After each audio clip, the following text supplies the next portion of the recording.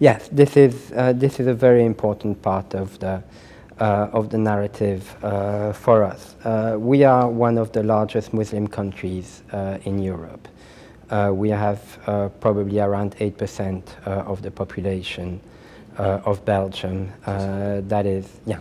So that we're talking about large numbers, and if you take the capital city, or if you take Antwerp,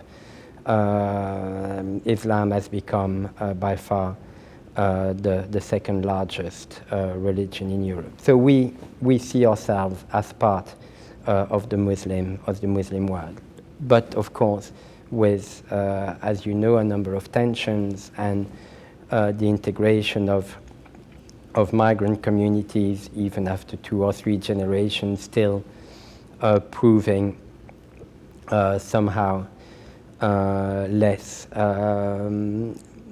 easy than we thought originally. So we are extremely interested to learn from Indonesia, to learn from the way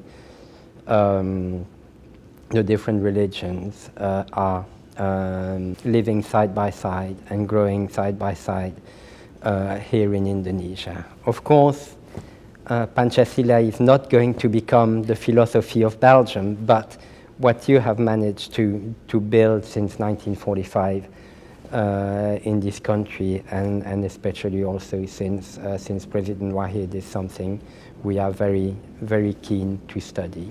With another case that is very important for us, which is Morocco, the other end, actually the westernmost country in the Muslim world, where we find also that living together. We have a number of initiatives. Yesterday we had an event here at the residence to discuss about it. We will have a conference at the end of the month organized by the Habibi Center and Brussels Friends of Europe to discuss that. And we want to attract more and more the attention of policymakers in Belgium, not only at the national level or at the regional level, but also at the local level to see what is happening here. We've been involved into the project of Bandung becoming a human rights city, and of course the religious aspect is always only a small part of that. But and I think it also sums up our presence here, both from an economic point of view, from a diplomatic point of view, but from a social and religious point of view, is that we don't want to be here to talk and to be listened to, but we want to be here to listen and to learn. And that is definitely the Islam Nusantara narrative is something we're very interested in. Well, it's something that is unavoidable. You have had a lot of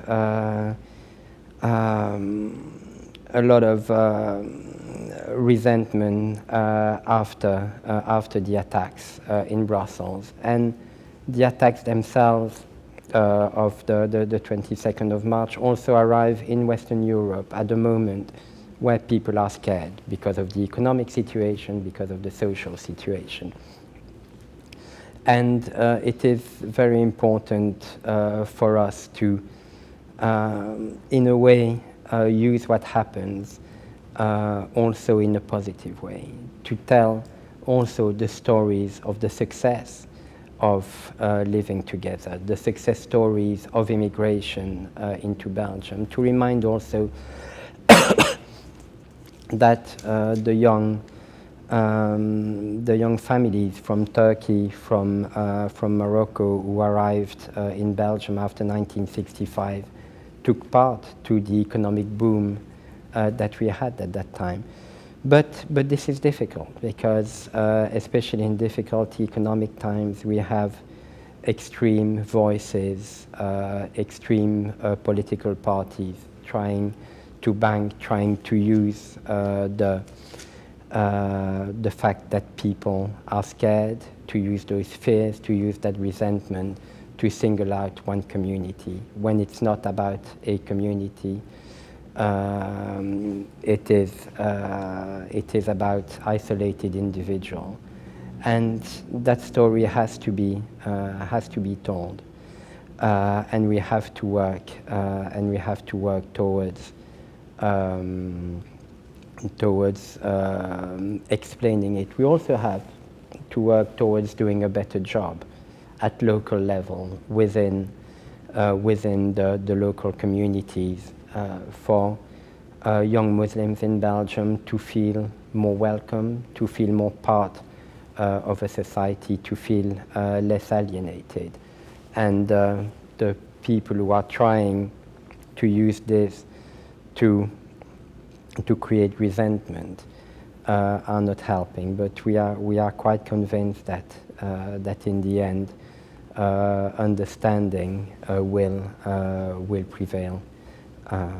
So they're difficult times. My point is not to deny that there are tensions, but if you look at Belgium as a whole, the tensions remain reasonably low.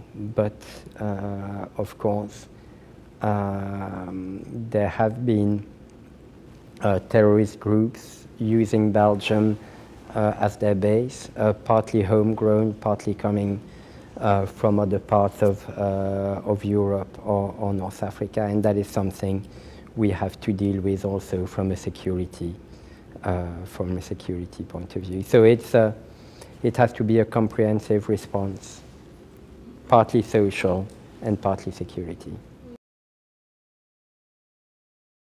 The population is still very much under shock, and when I say the population, I mean all the inhabitants of Brussels, either Christian or Muslim, or of other religious beliefs or non-beliefs. So the streets of Brussels are still slightly less animated at night. Brussels is famous for its bars and cafes and parks, and for its nightlife. I do believe it's still one of, if not the most pleasant city to live in Western Europe, and probably the most one to visit for a few days, to go to museums, to go to restaurants, to go to the park or to the forest. But we're still under shock. We are working all together within the region of Brussels to find ways to now to rebuild that sense of comfort and that sense of security that we've always enjoyed in Brussels. The airport is going to be completely functional again within a few weeks now. So we're recovering. There were hard times, but we are not going to let scare and violence make us forget who we are and what our city should be. Living in Jakarta, we have been extremely full of admiration with the way Jakarta reacted mid-January to the attacks on Tamrin, the way the young people went there and said, we are not going to be scared, we are not going to change our way of life. And the way young people have been reacting in Brussels reminded me very much of what happened in Tamrin, what happened in Jakarta.